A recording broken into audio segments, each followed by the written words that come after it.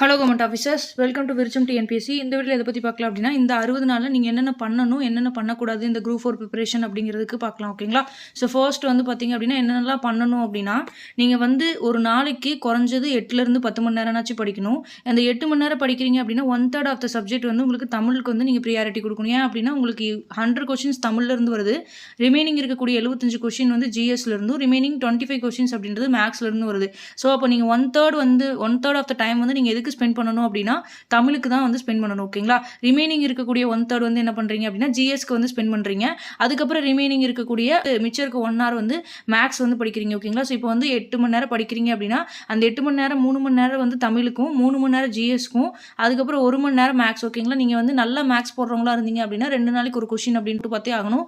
இல்லை அப்படின்னா நீங்க வந்து மேக்ஸ் உங்களுக்கு கஷ்டமா இருக்கு, வீக்கா இருக்கு அப்படின்னா நீங்க டெய்லி ஒவ்வொரு கொஸ்டின் வந்து ப்ராக்டிஸ் பண்ணுங்க. ஓகேங்களா? அதுக்கப்புறம் வந்து பார்த்தீங்க அப்படின்னா கண்டிப்பா என்ன பண்றீங்க அப்படின்னா ஒரு நாளுக்கான ஷெட்யூல்ல ஒரு 30 நிமிஷம்னாச்சும் நீங்க டெஸ்ட் எழுதி வந்து பார்க்கணும். அதே மாதிரி 20 to 30 மினிட்ஸ் அப்படின்றது நீங்க கரண்ட் அஃபேர்ஸ்க்கு அப்படின்னு சொல்லிட்டு ஸ்பெண்ட் பண்ணி கரண்ட் அஃபேர்ஸ் அப்படின்றதும் நீங்க படிக்கணும். ஏன் அப்படின்னா நீங்க வந்து கரண்ட் அஃபேர்ஸ்னு சொல்லிட்டு தனியா டாபிக் கொடுத்து அதுல இருந்து மொத்தமா கொஸ்டின்ஸ் வந்து கேட்டிருந்தாங்க. இப்போ வந்து ஒவ்வொரு டாபிக்கு கீழே உங்களுக்கு வந்து கரண்ட் அஃபேர்ஸ் இருக்கனால கொஸ்டின்ல இருந்து 10 கொஸ்டின் வரைக்கும் ஒவ்வொரு இதுலயும் 2 கொஸ்டின்ஸ் அப்படிங்கும்போது 6 யூனிட்டுக்கு வந்து உங்களுக்கு எப்படி அப்படின்னா 12 கொஸ்டின்ஸ் அப்படின்றதுக்கு சான்சஸ் இருக்கு. ஸோ இப்போ கரண்ட் அஃபேர்ஸ் அப்படின்றது டெய்லி ஒரு 20 மினிட்ஸ் அப்படின்றது ஏதோ ஒரு வீடியோ நீங்க கேட்டீங்க அப்படின்னாவே உங்களுக்கு வந்து போதுமானதாக இருக்கும். கடைசியில வந்து பார்த்தீங்க அப்படின்னா குறைஞ்சது 6 மாதம் படிக்கணும். அதிகபட்சமாக நீங்கள் ஒரு 8 மாதம் வரைக்கும் கரண்ட் அஃபேர்ஸ் வந்து படிக்கணும். ஓகேங்களா?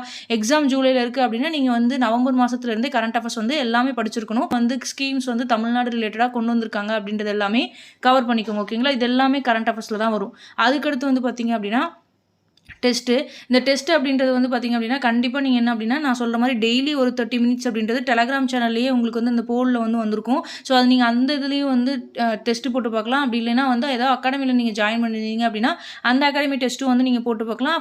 ஃப்ரீ டெஸ்ட் சீரிஸும் வந்து இருக்கிற எல்லா அகாடமியோட கொஸ்டின் பேப்பர்ஸ் அண்ட் அதுக்கான ஆன்சர்ஸ் எல்லாமே எதில் இருக்குது அப்படின்னா விருச்சம் டிஎன்பிஎஸ்சியோட மெட்டீரியல்ஸ் சேனலில் வந்து லிங்க் வந்து கொடுத்துருக்கோம். ஸோ அந்த இதில் வந்து பார்த்தீங்க அப்படின்னா யாருக்கு என்ன டெஸ்ட் சீரிஸ் வந்து உங்களுக்கு கரெக்டாக இருக்கோ அந்த டெஸ்ட் சீரிஸ் எடுத்து நீங்கள் வந்து டெஸ்ட் போட்டு பாருங்கள். டெஸ்ட் போட்டு பார்க்கறதுக்கு டைம் இல்லை அப்படின்னா அட்லீஸ்ட் நீங்கள் வந்து ப்ராக்டிஸ் பண்ணி பாருங்கள். இந்த கொஸ்டின்ஸ் வந்து இப்படி கேட்டிருக்காங்க, அதுக்கு இந்த மாதிரி ஆன்சர் வந்து கொடுத்துருந்துருக்காங்க, ஏன் இந்த ஆன்சர் வந்தது, இந்த மாதிரி அனலைஸ் பண்ணி அந்த டெஸ்ட்டை வந்து நீங்கள் கரெக்ஷன் பண்ணுற மாதிரி படிச்சுனாச்சு பாருங்கள். ஓகேங்களா? அப்படின்னா ரிவிஷன் மெத்தட். இந்த ரிவிஷன் தான் ரொம்ப ரொம்ப ரொம்ப முக்கியம். நீங்கள் இப்போ 60 நாள் இனிமேல் தான் படிக்க போகிறீங்க அப்படின்னா 40 நாள் படிங்க. அந்த 40 நாள் என்ன படிக்கிறீங்களோ அது அந்த 20 நாள் ரிவிஷன் பண்ணுங்கள். இப்போ அந்த ரிவிஷன் எப்படி பண்ணணும் அப்படின்னா இப்போ இன்னைக்கு வந்து நீங்கள் ஒரு டாபிக் வந்து படிக்கிறீங்க. ஓகேங்களா? இன்னைக்கு நீங்கள் திருக்குறள் அப்படின்றது ஒரு அதிகாரம் வந்து படிக்கிறீங்க, ஒழுக்கமுடைமை அப்படின்ற ஒரு அதிகாரம் வந்து இன்னைக்கு புதுசாக எடுத்து படிக்கிறீங்க அப்படிங்கும்போது அதுக்கடுத்து வந்து அடுத்த நாள் ஓகேங்களா நாளைக்கு நீங்க என்ன பண்றீங்க அப்படின்னா வேற ஒரு அதிகாரம் படிக்கிறீங்கன்னா ஒன்ஸ் நீங்க அந்த ஒழுக்கமுடைமை அப்படின்ற ஃபர்ஸ்ட் டே படிச்சிருந்த அந்த அதிகாரத்தை ஒரு தடவை திருப்பி பார்த்துட்டு வந்து நீங்கள் போனீங்க அப்படின்னா திருப்பி பார்த்துட்டு அட்லீஸ்ட் வந்து அந்த 10 குறள் என்ன அப்படின்றத நீங்கள் ஒரு தடவை வாசிச்சு அதுக்கடுத்து அடுத்த குறளுக்கு போகணும், அடுத்த அதிகாரத்துக்கு போகணும். இந்த மாதிரி நீங்கள் டெய்லி வந்து பார்த்தீங்க அப்படின்னா பண்ணிட்டு இருந்தீங்க அப்படின்னாவே இதுதான் வந்து ஒரு one type of revision method.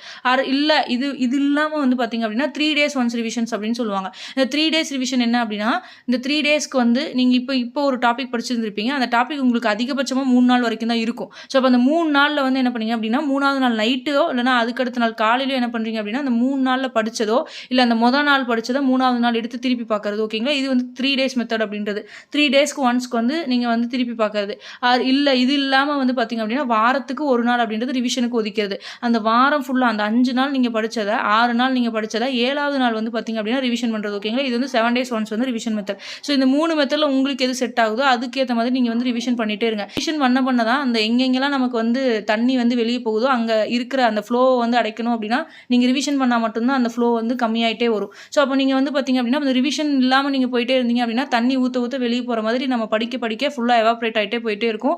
நீங்கள் 10 லெசன் படிக்கிறீங்க, 11வது லெசன் படிக்கிறீங்க, இல்லை 50 லெசன் படிக்கிறீங்க. அந்த 50 லெசன்ல இருந்து வந்த கொஸ்டினே ரிவிஷன் பண்ணாமல் போய் தெரிஞ்ச கொஸ்டினும் வந்து ஆன்சர் பண்ண முடியாமல் போயிடுச்சு அப்படின்னா லெசன் படிச்சதுக்கான அந்த எஃபோர்ட் வந்து இல்லைன்றது மாதிரி ஆயிடும். ஸோ அப்போ அந்த 50 லெசனுக்கான எஃபோர்ட் உங்களுக்கு போடணும் அப்படின்னா நீங்கள் ரிவிஷன் பண்ணால் மட்டும்தான் முடியும். ஸோ ரிவிஷன் ரொம்ப ரொம்ப முக்கியம்.